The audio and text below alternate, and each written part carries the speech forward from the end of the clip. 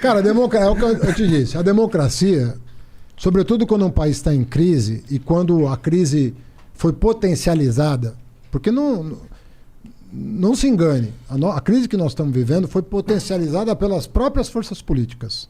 Interessava. A crise que foi gerada foi uma crise que existiu, mas foi uma crise potencializada. Ela não precisava ser do tamanho que...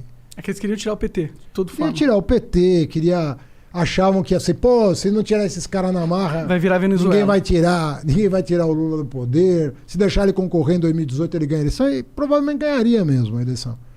Sei. Tenho minhas dúvidas. Mas ele seria mais... Desculpa falar, mas seria um candidato mais forte que você, não? Mas é evidente que seria. Tanto é que eu era advogado dele para ele ser. Hoje em dia você ainda é? Pra ele ser... Porque agora ele foi inocentado, não? Ele foi, não, pelo menos... O PT tá totalmente unido em torno da figura dele. Mas assim... Tu fica feliz e fala, graças a Deus, não vai ter que ser eu que vou ser o candidato não, dessa cara, vez. eu gostaria muito de ser presidente da República. Você Eu não acha vou legal? mentir. Não, porque eu... Vê bem, você foi prefeito, foi ministro, foi... Sabe, você fala, pô, eu tenho... Know-how. Eu saberia o que fazer, entendeu? Então, eu tenho um projeto na cabeça, eu tenho um país na cabeça, né?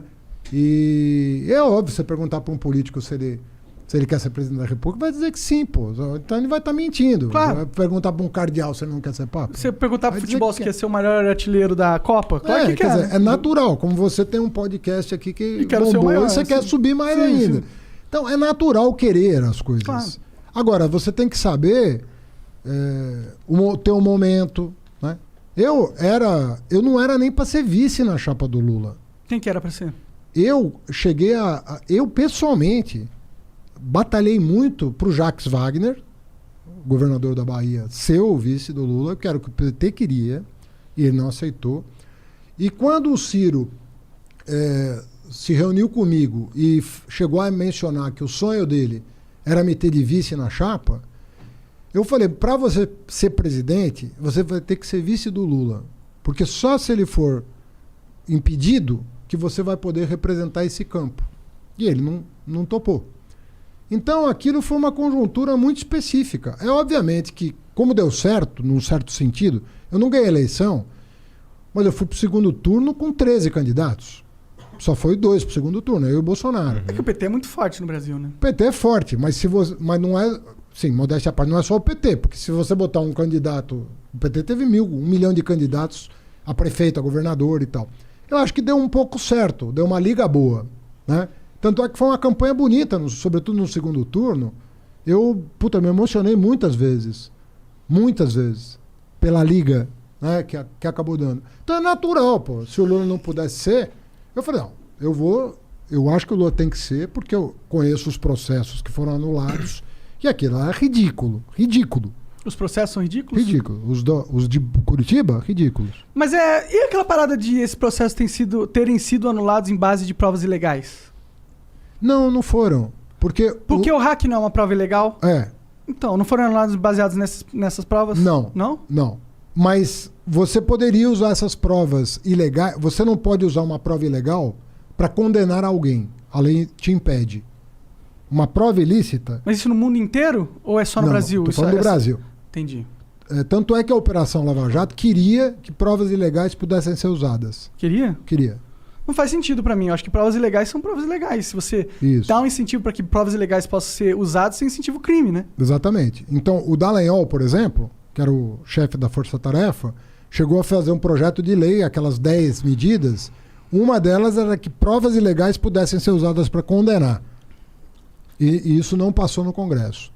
Porque o Congresso entende que provas ilegais até podem ser usadas judicialmente, mas em benefício do réu.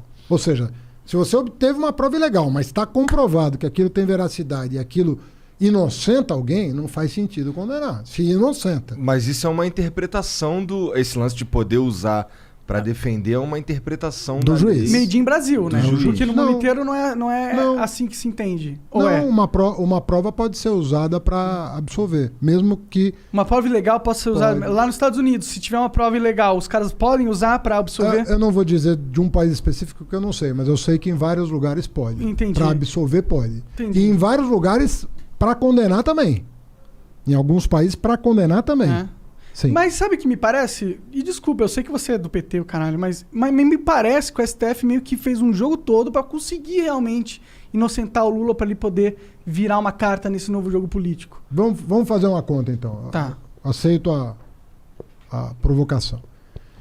Quem deu o voto decisivo pro Lula recuperar os direitos dele? Foi o cara que o Bolsonaro colocou, não foi? Não. Quem? O cara que o Bolsonaro colocou votou contra o Lula. Ah, é? É. Pô, que bom, né? Se eu sou Faria o muito Bolsonaro, sentido, eu tô pensando que bom. Ué, eu não sei se ele votou por causa do Bolsonaro ou porque ele estava convencido. Se for por causa do Bolsonaro, ele errou. Se for porque ele estava convencido, ele acertou. Tudo bem, é. Quem deu o voto decisivo foi a pessoa que votou sistematicamente contra os interesses do PT ao longo dos últimos 10 anos. Foi a Carmen Lúcia. E a pergunta que eu te faço é, por que uma pessoa que votou sistematicamente, e eu não estou dizendo que ela estava errada, eu estou dizendo que como ela votou, um fato. A consciência dela é problema dela. Ela deve ter votado de acordo com a consciência dela. Até prova em contrário, ela votou de acordo com a consciência dela. Por que essa pessoa que votou com a consciência dela contra o PT o tempo todo deu o voto decisivo para o Lula recuperar os direitos políticos? Porque era escancarada a maneira como o Moro se comportou em relação ao Lula. Você não pode grampear o advogado do réu. Você não pode induzir uma testemunha. Você não pode pedir para trocar o procurador porque o procurador não está tendo um bom desempenho.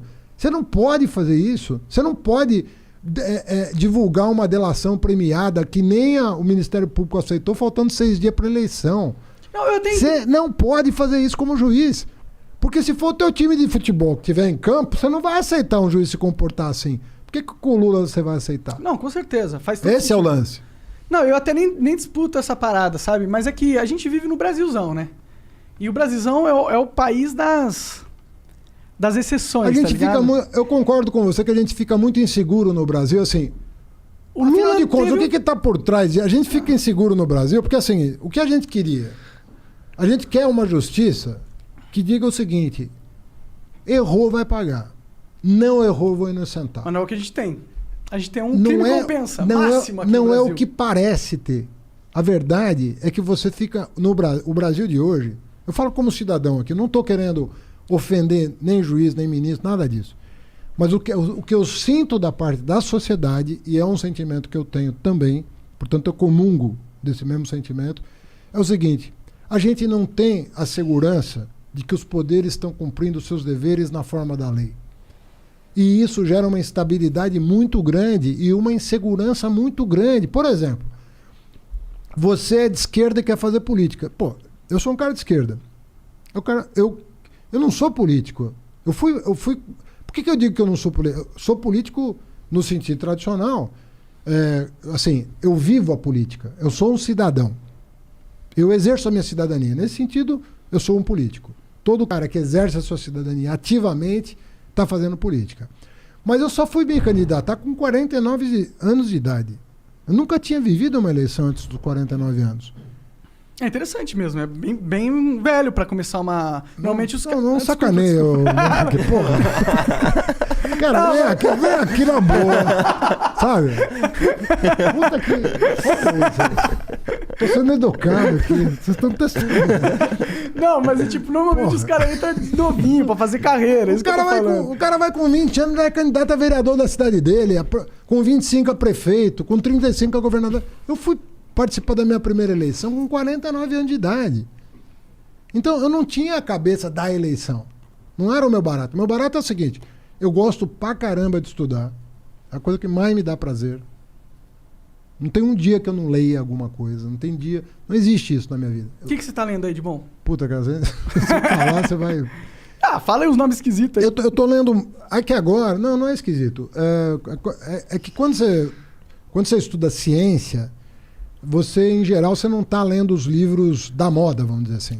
Você está lendo... Os caras que já morreram 20 mil anos atrás. Eu vou dar até um curso disso. Eu estou lendo muita teoria da evolução e sociedade.